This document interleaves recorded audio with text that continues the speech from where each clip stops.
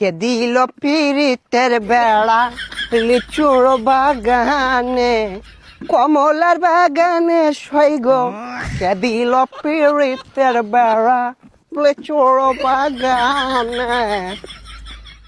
এ ভাইছে ভাইছে কি অবস্থা, ভালো আছো ব্রাদার?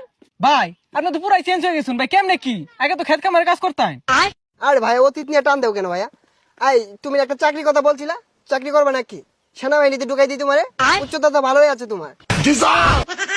ভাই আমি যে উষা, আমার তো পুলিশে নেয় না, সেনামিতে ঢুয়ে দিবেন কেমনে কি ভাই? আরে সমস্যা নাই, সেনাবাহিনী আমার কাছে ছোট ভাই।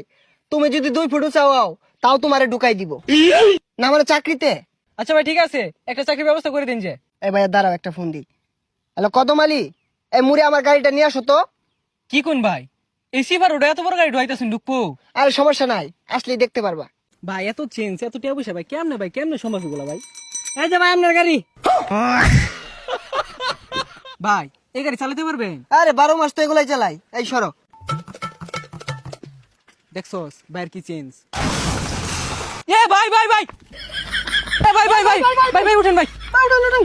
না সমস্যা নাই, ঢাকা শহর রেস করি তো এখানে ফাঁকার উঠপায়া গাড়িটা একটু পাকার দিকে চলে গিয়েছিল। তোমরা কাজ করো, গাড়িটা গ্যারেজে পাঠাই দেবো, সমস্যা নাই।